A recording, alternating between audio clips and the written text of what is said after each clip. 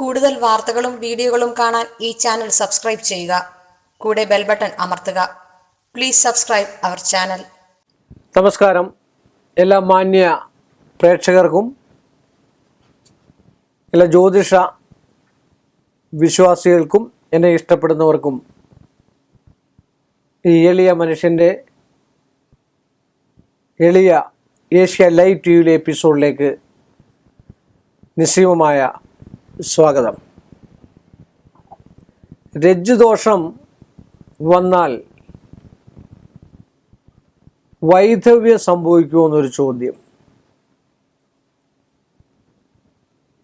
രജ്ജുദോഷം എന്ന് പറഞ്ഞാൽ രജ്ജു 2-3 തരമുണ്ട്. ആ 2-3 തരം എന്ന് പറഞ്ഞു കഴിഞ്ഞാൽ ആദിമരജ്ജു, മധ്യമരജ്ജു, അന്തിമരജ്ജു.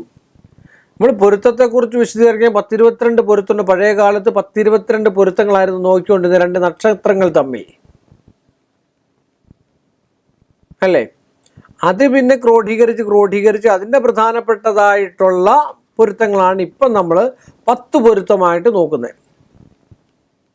അതിലാണ് രാശിയാദി വശ്യമാകേന്ദ്ര ഗണ യോനി ദിനം സ്ത്രീ ദീർഘം രജ്ജു വേദം, അങ്ങനെ 10 പൊരുത്തം നമ്മൾ നോക്കുന്നത്. രജ്ജു എന്ന് പറഞ്ഞു കഴിഞ്ഞാൽ മകയിരം ചിത്തിര ഔട്ടം നക്ഷത്രക്കാരെ ഒരിക്കലും ചേർക്കാൻ പാടില്ലെന്നാണ് പറയുന്നത്.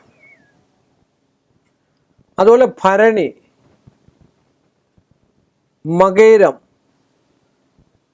പൂയം, പൂരം, ചിത്തിര, അനിഴം, പുരാണം, അവിട്ടം, ഉത്രട്ടാതി, ഇത്രയും നക്ഷത്രങ്ങൾ തമ്മിൽ മധ്യമ രജ്ജുദോഷം ഉണ്ടെന്നാണ് പറയപ്പെടുക. ഈ മധ്യമ രജ്ജുദോഷം ഉണ്ടെങ്കിൽ വൈധവ്യം ഒരിക്കലും മരിച്ചു പോകത്തൊന്നുമില്ല കേട്ടോ. ഇനിയിപ്പം നിങ്ങൾക്ക് മധ്യമ രജ്ജുദോഷം ഉണ്ടെങ്കിലും മരിച്ചു പോകത്തോ മറ്റു കാര്യങ്ങളൊന്നുമില്ല. ഇതിൻ്റെ പ്രധാന വിഷയം വരുന്നത് ദാമ്പത്യ ബന്ധത്തിന് ഒലച്ചിൽ തന്നെയല്ല. പല ആൾക്കാരും പല കമൻറ്റുകളും പറയുന്നുണ്ട്, ഞങ്ങൾക്ക് മധ്യമ രജ്ജുദോഷം ഉണ്ടായിരുന്നു, ഒരു കുഴപ്പവും ഇല്ലാതെ ജീവിക്കുന്നതെന്ന്. ചുമ്മാതാ. സ്വന്തം മനസാക്ഷിയോട് സ്വന്തം ഈശ്വരനെ നിലനിർത്തി ചോദിച്ചാൽ അവരുടെ ദാമ്പത്യ ബന്ധം വളരെ വളരെ വളരെ മോശമാണ്. പിന്നെ ഒരു അഡ്ജസ്റ്റ്മെൻറ്റ് കൊണ്ട് അവർ ജീവിച്ചു പോകുന്നു എന്നേ പറയാൻ പറ്റുള്ളൂ. ചില ചിട്ടവട്ടങ്ങൾ കൊണ്ട് ജീവിച്ചു പോകുന്നു എന്നേ പറയാൻ പറ്റുള്ളൂ. ഒഴിയാൻ വയ്യാത്തൊരു അവസ്ഥാന്തരത്തിൽ ജീവിച്ചു പോകുന്നു എന്നേ പറയാൻ പറ്റുള്ളൂ. മധ്യമ രജ്ജു ദോഷമുള്ള ആൾക്കാരെ നിങ്ങൾ ശ്രദ്ധിച്ചു നോക്കൂ. ഒരു 10% ഞാൻ കളഞ്ഞിരിക്കുന്ന, ഒരു 90 വേണ്ട 15% കളഞ്ഞിരിക്കും. 85% ആൾക്കാർ വിരലിൽ എണ്ണപ്പെട്ട ദിവസം മാത്രമേ അവരുടെ ദാമ്പത്യ സുഖം, മാനസികവും ശാരീരികവുമായിട്ടുള്ള സുഖം അവരനുഭവിച്ചിട്ടുള്ളൂ. അല്ലെ മാനസിക ശാരീരികമായിട്ടുള്ള ബന്ധാവസ്ഥ ഉണ്ടായിട്ടുള്ളൂ. അതിൽ തന്നെ സുഖങ്ങൾ എത്ര പേര് അനുഭവിച്ചിട്ടുണ്ടെന്ന് നമുക്കറിയാൻ പാടില്ല. പക്ഷെ മധ്യമരജ്ജുദോഷം ഉള്ളവർക്ക് 100-ൽ 101 വട്ടം തിരിച്ചറിയാം. പ്രഹസനത്തിന് വേണ്ടി മാത്രമാണ് ഇവർ പറയുന്നത്, ഞങ്ങൾ ഇത്രയും വർഷം ജീവിച്ചുള്ള ഞങ്ങൾക്ക് ഒരു കുഴപ്പമില്ല. അത് ശരിയാണ്, കുഴപ്പമൊന്നും കാണത്തില്ല. ഭാര്യയും ഭർത്താവായിട്ട് അങ്ങ് പോവും. ഇന്നുകൊണ്ടല്ലോ എത്രയോ പൊരുത്തം ഇല്ലാത്ത ആൾക്കാർ, ഭാര്യയും ഭർത്താവുമായിട്ട് ഒരു ബന്ധവും ഇല്ലാത്തവർ ഒരൊന്നിച്ച കാറിന് പോകുന്നത്. മറ്റുള്ളവർ അടുക്കി വെച്ച് പ്രഹസനമായിട്ട് ചിരിക്കും, പ്രഹസനമായിട്ട് സന്തോഷിക്കും. വീട്ടിൽ വന്നു കഴിഞ്ഞാൽ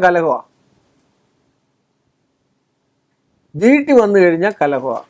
ഭാര്യ പറയുന്നത് ഭർത്താവ് അംഗീകരിച്ചു കൊടുക്കത്തില്ല. ചില സ്ത്രീകളാണെങ്കിൽ ഭർത്താക്കന്മാരോടും അങ്ങനെയാണ്. എന്തിനാൻ ചോദിച്ചാൽ ഏതിനാൻ ചോദിക്കുന്ന ഭാര്യമാരുണ്ട്, സംശയമില്ലാത്ത കാര്യമാണ്. 1 വയസ്സ് മൂത്തതാണെങ്കിലും ഭർത്താവിനെ ബഹുമാനിക്കുക എന്നുള്ള ഇപ്പോൾ ഒരു പരിധി വരെ മതി, അല്ലാതെ ഒരുപാടൊന്നും ബഹുമാനിച്ചു കളയണ്ട കേട്ടോ. നിങ്ങളോടാ പറഞ്ഞത്, ഒരു പരിധി വരെ ബഹുമാനിച്ചാൽ മതി. ആ ബഹുമാനം നമ്മൾ ഭാര്യയ്ക്കും കൊടുക്കണം. ഭാര്യയ്ക്ക് ബഹുമാനം കൊടുത്താലും തിരിച്ച് തന്നില്ലെങ്കിൽ പിന്നെ പറഞ്ഞിട്ട് കാര്യമില്ല. ഒരു പ്രവാസി മലയാളി ഈയിടെ എന്നെ വിളിച്ചിട്ട് പറഞ്ഞതാണ്, ഇപ്പോഴും ഞാനൊരു 2-3 മണിക്കൂറിന് മുമ്പ് ഞാൻ ആ കമൻറ്റ് വായിച്ചതാണ്. സാറേ, ഒരു സമാധാനവും ഇല്ല. 7 പൊരുത്തത്തോളം ഉണ്ട് ഞങ്ങൾ തമ്മിൽ. ഒരു ദിവസം പോലും സമാധാനം തരത്തില്ല. ഒരല്പം സമാധാനം കൊടുത്തുകൂടെ അയാൾക്ക്? അയാളൊന്നും തിരിച്ചു പറയാത്ത ഒരു പാവം ഒരു മനുഷ്യന്, ആ കുടുംബത്തിന് വേണ്ടി ജീവിക്കുന്ന ഒരു മനുഷ്യന്, 10-16 മണിക്കൂർ ജോലി ചെയ്യുന്ന ഒരു മനുഷ്യൻ, ഒന്നാലോചിച്ച് നോക്കി. ഞാൻ ആരെയും സ്ത്രീയെയും പുരുഷനെ ഒന്നും കുറ്റപ്പെടുത്തിയല്ല. പക്ഷെങ്കിൽ അതൊരു അഡ്ജസ്റ്റ്മെൻറ്റ് ജീവിതം, ആ രജ്ജുദോഷത്തിലൊരു അഡ്ജസ്റ്റ്മെൻറ്റ് ജീവിതമാണെന്നേ പറഞ്ഞുള്ളൂ. ആ രജ്ജുദോഷം ബലമായിട്ടുണ്ടെങ്കിൽ പിന്നെ ചില ആൾക്കാർ, ഒരാളിയുടെ എൻ്റെ ഇടയ്ക്കിൽ പൊരുത്തം നോക്കാം, അതിൻ്റെ രജ്ജു ആണെന്നതിലും കുഴപ്പമില്ല, കല്യാണം കഴിക്കുന്നതിന് കുഴപ്പമില്ല എന്ന് എൻ്റെ അടുക്കൽ പറഞ്ഞു. ഞാൻ പറഞ്ഞു ആയിക്കോട്ടെ, കുഴപ്പമില്ലെങ്കിൽ കുഴപ്പമില്ല. അത് മറ്റൊരാൾ പറഞ്ഞു ആരോഹണത്തിലും അവരോഹണം ആയതുകൊണ്ട് ഇത് വലിയ ദോഷമൊന്നും ചെയ്യത്തില്ലെന്ന്. ഈ വലിയ ദോഷവും ചെറിയ ദോഷവും തമ്മിലുള്ള വ്യത്യാസം എന്തുവാ? അതെനിക്കറിയാൻ പറ്റില്ല. ചിലർ പറഞ്ഞാൽ ചെറിയ ചൊവ്വാദോഷമാണെന്ന്. ചെറിയ ചൊവ്വാദോഷം എന്ന് പറഞ്ഞാൽ ദോഷമൊന്നുമില്ല. ആ ചൊവ്വായ്ക്ക് കാഠിന്യം ഇച്ചിരി കുറഞ്ഞിരിക്കുമെന്നേ ഉള്ളൂ. കാലിപ്പോൾ ഒടിഞ്ഞു പോകേണ്ടിടത്ത് ഒരു പൊട്ടലുണ്ടായി, എന്നാലും അവിടെ വേദന എടുക്കുക, അത്രേ ഉള്ളതിൻ്റെ സംഭവം. ഒരു പിന്നെ വാഹനത്തിൻ്റെ 4 ടയർ പഞ്ചറാകുന്ന സ്ഥലത്ത് 3 എണ്ണം പഞ്ചറായിപ്പോയി, ഒരെണ്ണം അങ്ങനെ നിൽപ്പുണ്ട്, അത്രേ ഉള്ളൂ. എന്നാലും 3 എണ്ണം ഏച്ചു വെച്ചാൽ മുടച്ചിരിക്കും, സംശയമില്ലാത്ത കാര്യം. ചൊവ്വയുടെ ഫലം ചെയ്യുമെന്നുള്ളത് 100% ഉറപ്പാണ്. അനുഭവ ജാതകങ്ങളാണ്, അനുഭവങ്ങൾ. 100 എണ്ണം ഞാൻ എടുത്ത് കാണിക്കാം, ആര് ചോദിച്ചാലും ചൂണ്ടിക്കാണിക്കാം. ജീവിതശൈലിയും ജീവിതങ്ങളും ഒക്കെ പച്ചക്ക് പറഞ്ഞിട്ടുണ്ട്. ഇന്ന സംഭവങ്ങളിലൂടെ ഞങ്ങൾ ജീവിച്ചു വന്നേ. ഇപ്പോഴും ഒരുപാട് സ്ത്രീകളിൽ അടിമപ്പെട്ട് കഴിയുന്നതായിട്ടുള്ള പുരുഷന്മാരും ചിട്ടവട്ടങ്ങൾ കൊണ്ട് ഒരുപാട് പുരുഷന്മാരിൽ അടിമപ്പെട്ട് കഴിയുന്ന സ്ത്രീകളുമുണ്ട്. ഉപദ്രവിക്കുന്ന പുരുഷന്മാരുണ്ട്.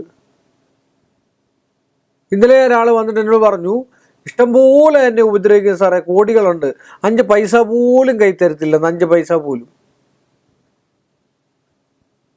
സത്യം പറഞ്ഞാൽ ഞാനൊക്കെ അന്തിച്ചു പോയി. 1 രൂപ പോലും, ഒരു പൊട്ട് മേടിക്കണേ തന്നെ അയാൾ കൊണ്ടുപോയിട്ട് ഒരു പൊട്ട് മേടിച്ചു കൊടുക്കുന്നത്. ഒരു ചുടിദാർ മേടിക്കണമെങ്കിൽ അയാൾ കൊണ്ടുപോകണം. കോടീശ്വരനാ. എന്തൊരു കഷ്ടമാണെന്ന് പറ. അപ്പോൾ ഇങ്ങനെയൊക്കെയുള്ള ദോഷങ്ങളുണ്ടെങ്കിൽ കെട്ടായിരിക്കും. ഒന്നാമതേ 7 പേർത്തോ 7.5 ഉള്ളതും പിരിഞ്ഞു പോകുന്നു എത്രയോ ആൾക്കാർ. എങ്കിൽ പിന്നെ ഈ 7 ഇത്രയും ദോഷമുള്ള പിന്നെ ഒന്നിപ്പിക്കേണ്ട വല്ല കാര്യമുണ്ടോ? അതുകൊണ്ട് ഇങ്ങനെയൊക്കെയുള്ളത് മാക്സിമം മാറ്റിക്കളയുക. നന്മ വരട്ടെ എന്ന് പ്രാർത്ഥിക്കുന്നു. നല്ലതിനെ മാത്രം സ്വീകരിക്കുക. ഒരു 75% നല്ലതിനെ സ്വീകരിക്കുക. ഒരു 25% ആരും ശുദ്ധമല്ല. ഒരു സ്ത്രീയും ശുദ്ധമല്ല, ഒരു പുരുഷനും ശുദ്ധമല്ല, സംശയമില്ലാത്ത കാര്യമാണ്. ശുദ്ധജാതകം എന്ന് പറഞ്ഞിട്ടുള്ളൊരു അവസ്ഥാന്തരമേ ഇല്ല. കള്ളത്തരം ഇല്ലാത്ത ഒറ്റ ഒരാളില്ല. എൻ്റെ കയ്യിലുണ്ട് കള്ളത്തരം, എൻ്റെ ഭാര്യയിൽ കള്ളത്തരം കാണും, എൻ്റെ കൂടെ നിൽക്കുന്നവരുടെ കള്ളത്തരം കാണും.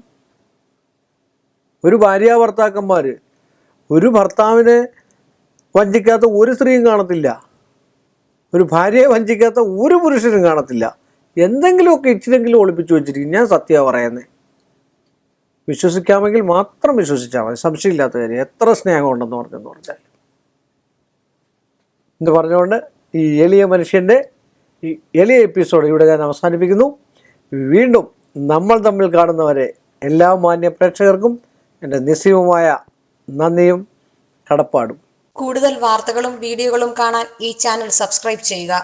കൂടെ ബെൽ ബട്ടൺ അമർത്തുക. Please subscribe our channel.